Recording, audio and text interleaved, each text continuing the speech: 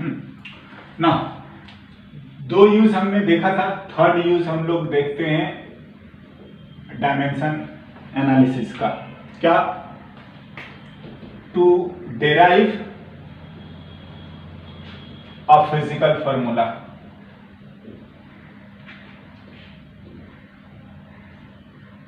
है ना? क्या करते हैं देखिए, हम इसको एग्जाम्पल के साथ ही समझते हैं और क्या करा जाता है वो समझ में आ जाएगा।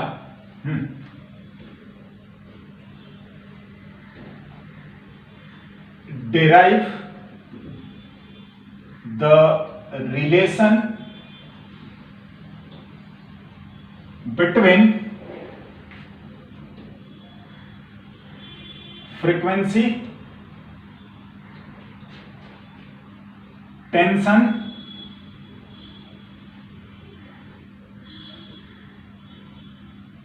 length and mass per unit length। find derive the relation between frequency f, tension, frequency, mass per unit length of a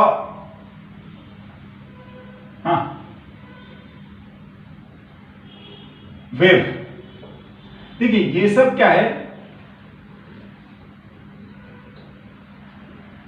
wave on a string का और करके ऐसे पूछ सकता है, सो दैट, ठीक है ना, या डेराइव क्या ये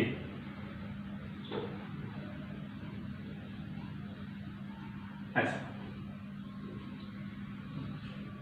समझे?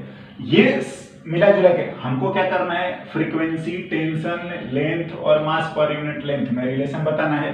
बेसिकली ये फॉर्मूला को डेराइव करना है, समझ रहे हैं? अब देखिए, देखो ये जो कांस्टेंट वाला मैटर है वो तो कोई ज्यादा इशू नहीं है, या वो हम लोग कैसे करते हैं उस पर बात करेंगे, बट मैं ये बात कर रहा हूं कि ये इसका पावर ऐसे ये कैसे आता है या क्या लिखा जाता है। तो हम यहीं से स्टार्ट करते हैं। देखिए क्या, फ्रीक्वेंसी को हम लोग से कि ये एल का पावर ए है, टी का पावर बी है और म्यू का पावर सी है।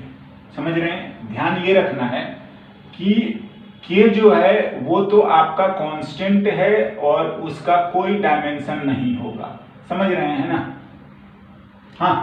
वेयर के जो लिख रहे हैं हम लोग, के जो है एक कांस्टेंट है, ठीक है।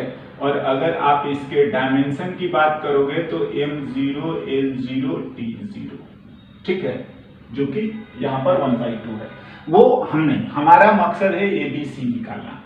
समझ रहे हैं? ए बी एंड सी बताना है, पावर के हिसाब से वो एडजस्ट हो जाएगा। अब देखिए थोड़ा सा ध्यान जो देना है वो ये, और मैं बोल रहा था हमें फॉर्मूला इन सब का चाहिए होगा रिलेशन।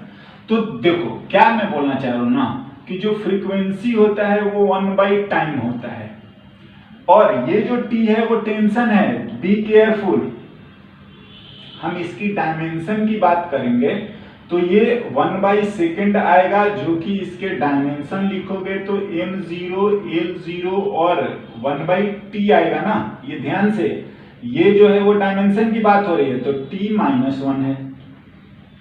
हाँ जी, नाउ ये वाला जो t है और ये वाला t अलग अलग है। ये आपका जो है टेंशन, t जो है ना ये आपका फोर्स होता है, और फोर्स का होता है मास इंटू एक्सेलरेशन। मास का तो m है, एक्सेलरेशन होता है length upon second square, that is की m l1 और t-2 आएगा। बी केयरफुल, ये टाइम है ना? हो गया। नाउ एल वाला हमने लिख लिया, के का तो 0 होगा, कांस्टेंट है तो फ्रीक्वेंसी लिख दिया, एल का तो लेंथ एल होगा, टी का हमने बता दिया म्यू। म्यू जो है वो मास पर यूनिट लेंथ है, तो ये m l-1 और t 0 है। हाँ जी, ठीक है। तो आप यहां से डायमेंशन को कंपेयर करिए, या हम इसको जो लिख रहे हैं 1 को लिखते हैं। अब देखो फ्रॉम 1, चलो, और इनको जो लिख रहे हैं 1, हाँ, और इसको हम लोग 2 मान ले रहे हैं, जो टेंशन म्यू और लेंथ का लिखे हैं। तो फ्रॉम 1 एंड 2 लिखते हैं क्या हो रहा है।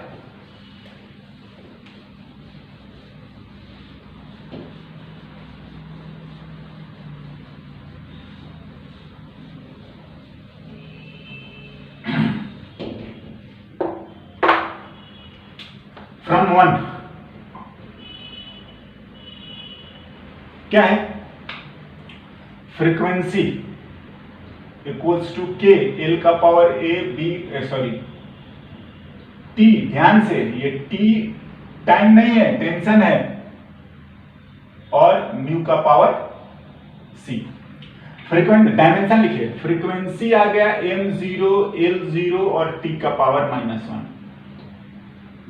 के का डायमेंशन, हाँ, m0 l0 t0,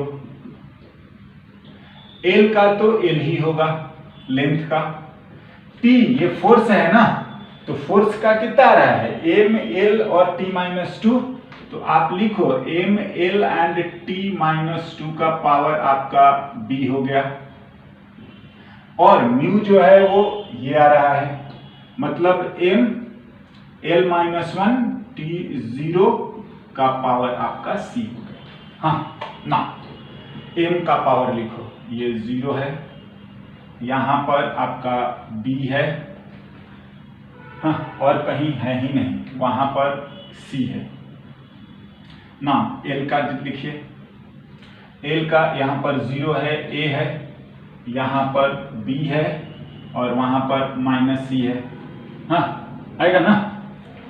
ना t का लिख लो, 0 है, ये तो यहां भी नहीं है, -2b, बस, हाँ, हो गया, ठीक है ना। अब आप सिंप्लीफाई कर लो, लेफ्ट साइड और राइट साइड में एम एल के पावर सेम होने चाहिए, dimensionally correct, LHS and RHS, हाँ जी, डायमेंशन एनालिसिस, इसी को हम लोग बोलते हैं। क्या है, 0 इक्वल्स टू दिस, m को कंपैरिजन कर लो, b plus c, and this implies कि b की वैल्यू -c है ना। a के लिए बात कर रहे हैं, तो 0 equals to a plus b -c, हाँ जी,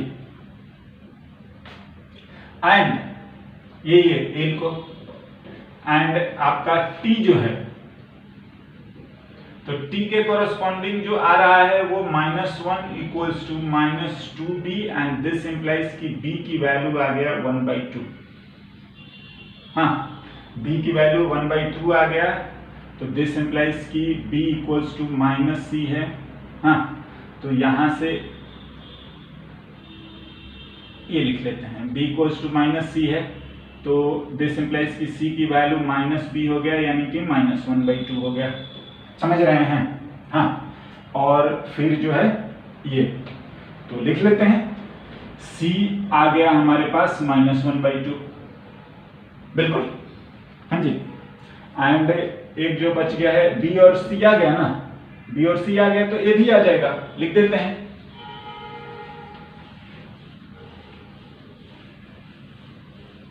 हाँ, तो एंड क्या है, a plus b minus c equals to 0 है, तो a equals to -b plus c है, b की वैल्यू ये -1/2 और ये भी -1/2, यानी कि -1 हो गया, a इक्वल्स टू -1, हाँ, b equals to 1/2 and c equals to -1/2, आ गया, हाँ, यही तो हमको डेराइव करना था, देख लीजिए,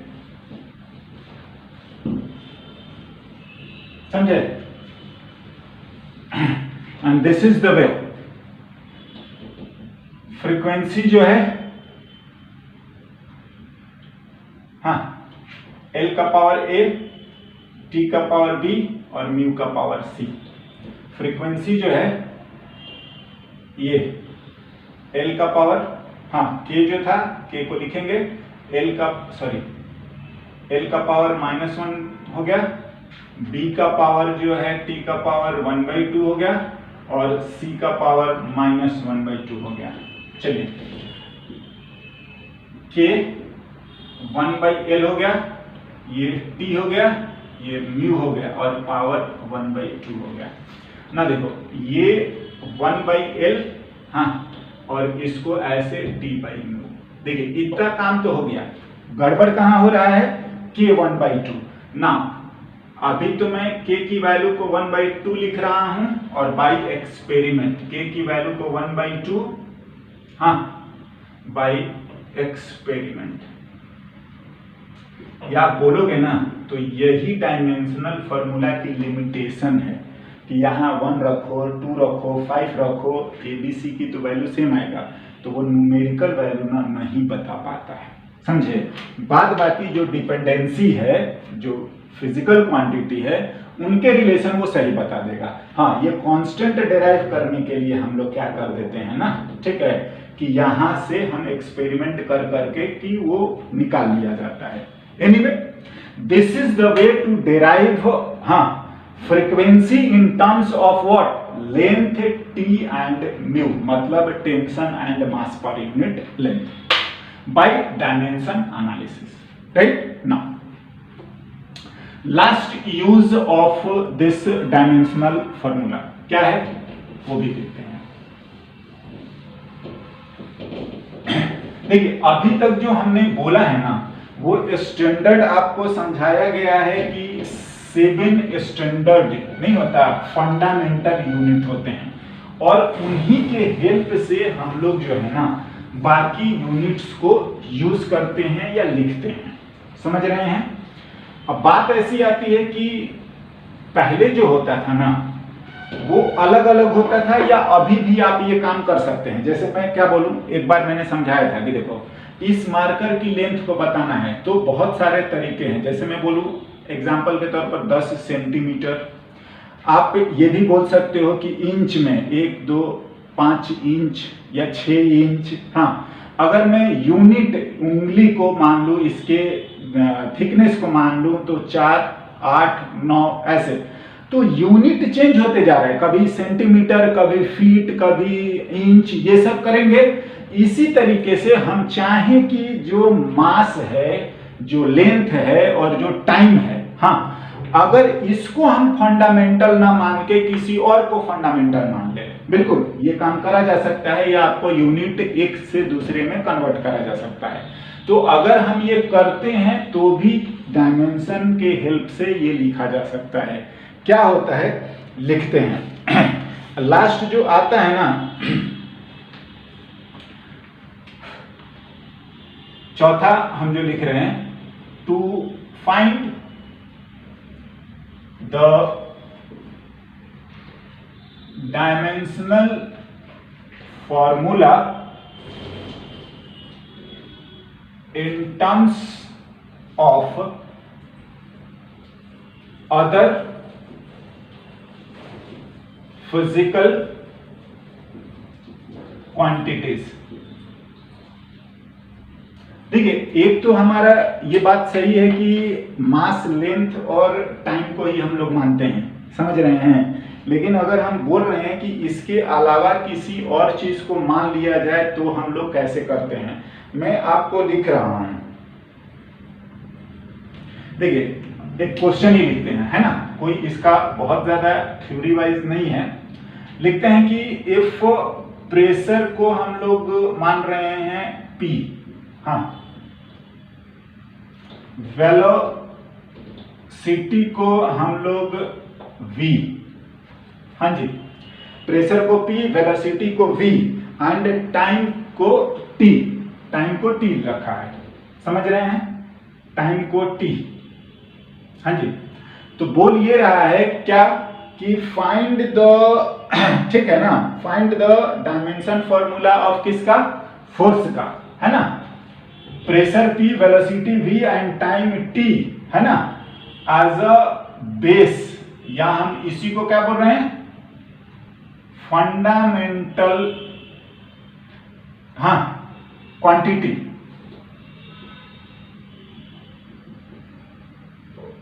क्वांटिटीज, है ना, नहीं होता है, दूसरा फंडामेंटल बना दिया, पहले था मास, लेंथ और क्या था, टाइम, अभी हमने बना दिया प्रेशर, वेलोसिटी और क्या, टाइम को, ये फंडामेंटल है या बेस है, हाँ, quantities, then find the force, हाँ, इन टर्म्स ऑफ अबव, मतलब ये प्रेशर। अब देखिए बात ऐसा ही है ना, बिल्कुल सॉल्यूशन हमारा यहीं से स्टार्ट होता है कि फोर्स को हमको लिखना है प्रेशर, वेलोसिटी एंड क्या, टाइम, हाँ बिल्कुल, इसका पावर A होगा, इसका पावर B होगा, इसका पावर C होगा, हम दोनों तरफ डायमेंशन लिखेंगे और कंपेयर कर डालेंगे, समझ रहे हैं ये ना, कैसे देखते हैं। हाँ, हम जो बोलना चाह रहे हैं वो ये कि पहले हमको फंडामेंटल जो 7 हैं वो याद रहेगा ना, तो बाकी तो जो फिजिक्स का फॉर्मूला हम पढ़ते जाएंगे और वो हमको याद होते जाएगा, ऐसा नहीं है, हमको अलग से डायमेंशन रटने की कभी जरूरत पड़नी ही नहीं है। चलिए मैं इसको सॉल्व करता हूं।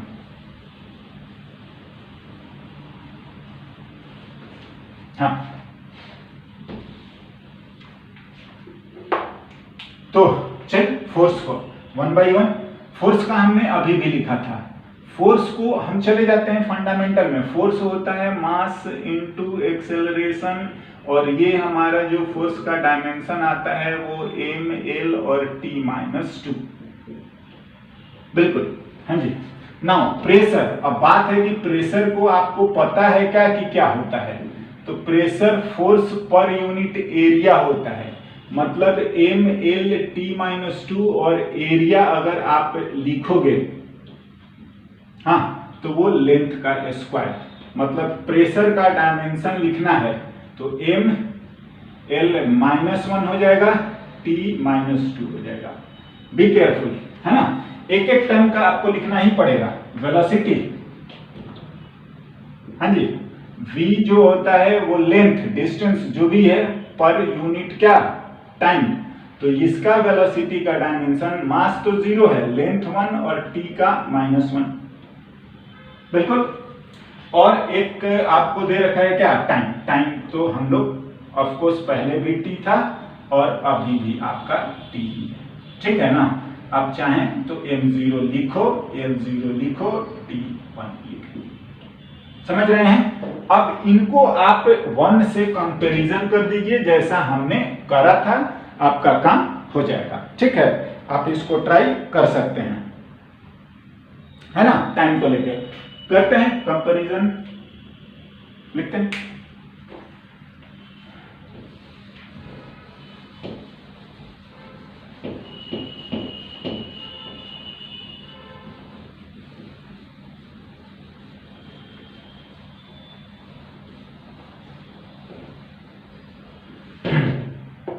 तो फ्रॉम 1, चलिए यही मैं लिखता हूं,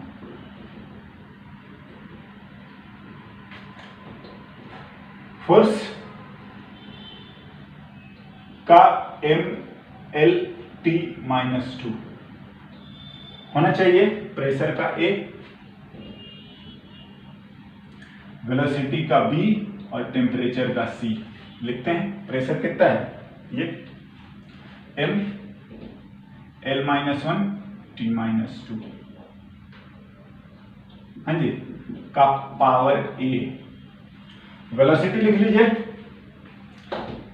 m0, l 1 और t माइनस 1 का पावर आपका b, हाँ, टाइम है t 1 है, हाँ, और आप उसका, है ना, m0 लिखना कोई ज्यादा जरूरी नहीं है, और c, हाँ, ना कंपेयर कर लीजिए m, l, t माइनस 2, ठीक है ना, कंपेयरिंग डायमेंशन या LHS RHS डायमेंशन एनालिसिस कुछ भी लिखो,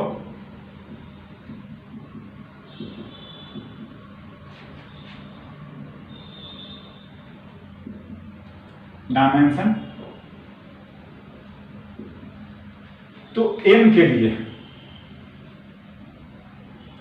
m इधर तो 1 है, हाँ इधर कितना a, हाँ जी, या एक बार पूरा लिखोगे? चलो मैं लिख देता हूं, कंप्लीट करते हैं, समझे? पूरा ही लिख लेते हैं, फिर कंपैरिजन में कोई ज्यादा दिक्कत नहीं होगा। LT-2 इधर m का लिखो, a ये तो 0, वो भी 0, a ही रह गया। l का लिखते हैं माइनस a, यहां पर b ये 0, ठीक है लिखो, minus 2a minus b plus c, हाँ जी, m का कंपैरिजन कर लीजिए, ठीक है ना? And this implies 1 equals to a, हो गया। हाँ, l के लिए अगर बात करें तो 1 equals to minus a plus b, हाँ जी, एंड दिस इंप्लाइज कि b की वैल्यू 1 प्लस a आ रहा है। हाँ, तो दिस इंप्लाइज कि b आ गया आपका 1 प्लस 1 यानी कि 2, b की वैल्यू आपका 2 होगी। हाँ, नाउ फॉर कौन सा बच गया है? t, तो ये -2 equals to -2a minus b plus c, तो यहां से आपका -2 इक्वल्स टू -2, a की वैल्यू है 1 और ये b की वैल्यू है 2 प्लस c, तो यहां से हमारा c कितना आ गया? -2 प्लस 4, तो c की वैल्यू भी 2 आ गई। हाँ, हो गया। हाँ, a b c की वैल्यू आ गई, एंड दिस इंप्लाइज आप लिख दीजिए कि प्रेशर जो है फोर्स का a, फोर्स था, वेलोसिटी का b और c, मतलब प्रेशर को हमें फोर्स के टर्म्स में लिखना होगा, तो a की वैल्यू कितना है?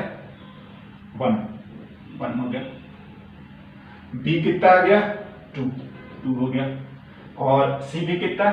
2 हो गया। और अब ये नया ऐसे लिखा जाएगा, प्रेशर किसके टर्म्स में हो गया? ये फोर्स, वेलोसिटी और टेम्परेचर, समझे? कंपैरिजन वहीं से हो रहा है, राइट ना? तो देखिए हमारे पास ये 4 यूज हैं डायमेंशन एनालिसिस के, आप एक बार सभी को पढ़ लीजिएगा, कुछ प्रैक्टिस क्वेश्चंस भी हैं, आप उसको ट्राई भी करें, समझ रहे हैं ना? देखो, जो हमने डायमेंशन एनालिसिस पढ़ा ना, वो नो डाउट मैंने कुछ आपको बातें बताई कि बहुत बड़े बड़े फॉर्मूले, या बोल लीजिए कि कोई भी फिजिक्स का फॉर्मूला अगर डायमेंशनली सही नहीं है ना, तो वो सही ही नहीं होगा, और हम इस चीज को चेक कर सकते हैं, बट इसकी कुछ लिमिटेशंस हैं। क्या? अगर मैं बात करूं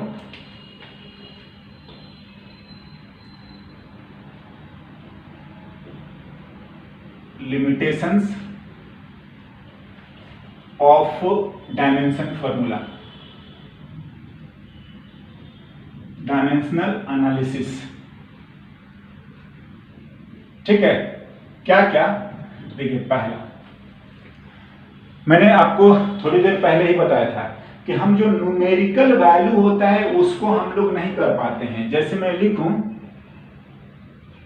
कि if frequency of oscillation is f equals to 1/2 pi root under l by g लिख दो, या आप l by g लिख दो। हाँ, ये कांस्टेंट को प्रॉपरली नहीं बता पाता है। क्या? That is we can not, हाँ, calculate the constant, हाँ जी, जो कांस्टेंट होते हैं ना, वो ये बात हम डायमेंशन एनालिसिस से नहीं कर पाएंगे। जैसे अभी मैंने एक और फॉर्मूला बताया था, ये टाइम पीरियड जो होता है, frequency of oscillation 2πL/, time period होता है, सॉरी टाइम पीरियड को लिखोगे तो 2πL/g होता है, ठीक। यानी कुछ भी रहे, मैं यही बोलना चाह रहा हूं कि आपको 2πL/g है ना, सॉरी इसको करेक्ट कर लीजिएगा। हाँ, तो ये कांस्टेंट हम नहीं बता पाते हैं। फ्रीक्वेंसी अभी मैंने लिखा था, वहां पर भी 1/2 आया था, वो कांस्टेंट हम लोग नहीं लिखा पाते हैं, ठीक है ना। तो ये आ जाता है कि फ्रीक्वेंसी ऑफ ऑसिलेशन, तो हम लिखेंगे, पहला लिमिटेशन ये आ जाता है कि करेक्टली हम ये कांस्टेंट मल्टीप्लाई नहीं कर सकते हैं, समझ रहे हैं ना, we can not calculate the constant. दूसरा,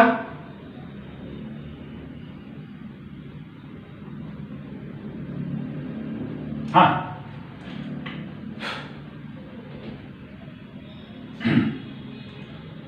if fundamental quantities are more than mass, length and time, that is, मैं बोल रहा हूं कि एम एल एंड टी, हाँ, इससे ज्यादा होगा, more than this, then we can not derive the physical formula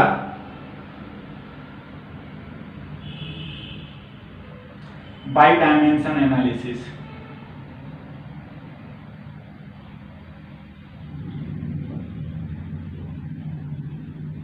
देखिए बात ये है ना कि यहाँ पर MLT 3 वेरिएबल तक तो हम लोग मैथमेटिकली सॉल्व कर पाते हैं, ABC है ना, 3 से ज्यादा हो जाएगा ना तो हमसे सॉल्व ही नहीं, ऐसा नहीं होता है, लेकिन वो आगे चल के उसका कोई डेफिनेट सॉल्यूशन या मैथमेटिकल रेस्ट्रिक्शन आ जाता है, समझे, तो वो फिर आगे नहीं कर पाते हैं, ठीक है ना।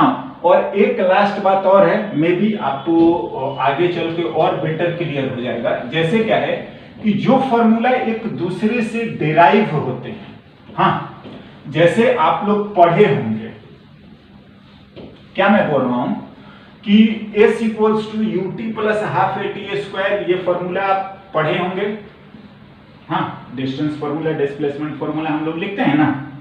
तो देखिए जो फॉर्मूले उसी से डेराइव होता है उसको भी लिखने में दिक्कत आती है। मेथड, इसकी लिमिटेशंस क्या आती है,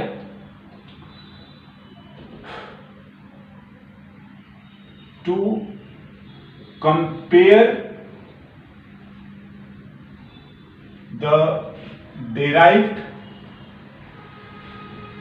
formula of a physical relation। देखिए मैं आपको लिख रहा हूं ना, आप पढ़े होंगे S = UT + ½ AT², पता है, इनफैक्ट ये ऐसे अगर लिखा जाए ना, R = R0 plus U × T + ½ A।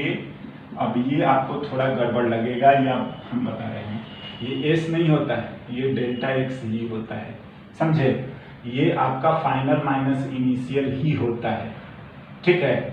अगर आप लिखोगे तो ये फाइनल माइनस इनिशियल ही होता है, Δx ही होता है, और इसी चीज को हम लोगों ने Δr को लिखोगे तो वो Δr आपका ये आता है, Δr R - R0, समझे, हाँ। इसी को हम लोग S लिख लो, X लिख लो, हाँ, या हमने लिख रखा है ये, ठीक है। तो ये फॉर्मूले डायमेंशन से हम लोग नहीं कर पाएंगे, हाँ। SHM का भी रिलेशन होता है, अगर ऐसा लिखते हैं y = A sin ωt plus या ωt + φ हम लिखें। अब देखो ये सब रिलेशन हम लोगों को फिजिक्स में पढ़ना है, बट मैं बोलूंगा कि अगर एक दूसरे से डेरिवेशन कर रहे हैं, उसी से वो निकल के आया है, नहीं बोलते हैं, उसी से वो डेराइव ही हुआ है, समझ रहे हैं ना। तो हम डायमेंशन एनालिसिस करके नहीं कर पाएंगे। देख लीजिए यहाँ पर स्केलर वेक्टर ऐसे आ जाता है, और क्या प्रॉब्लम है वो थोड़ा आगे और बेटर होगा, काहे कि हम सारे टर्म्स को अभी बढ़िया से समझ ही नहीं रहे हैं। आप तो ये रिलेशन पढ़े हैं, मैं बोल रहा हूँ ये रिलेशन है, ठीक है ना। और ऑफ कोर्स ये एक डायरेक्शन का है, ये तीनों डायरेक्शन का है, हाँ, और ये आएगा तो ऐसा रहता है कि उसी से डिराइव होता है, ये एक्सेलरेशन से ही ये सारी चीजें आती हैं, हाँ। तो अगर उसी से डिराइव होता है तो थोड़ा ये है, मतलब ये 3 इसके लिमिटेशंस हैं। बाद बाकी हमारा डायमेंशन एनालिसिस वाला पोर्शन कंप्लीट हो चुका है, आप थोड़ा प्रैक्टिस कर लें, ओके।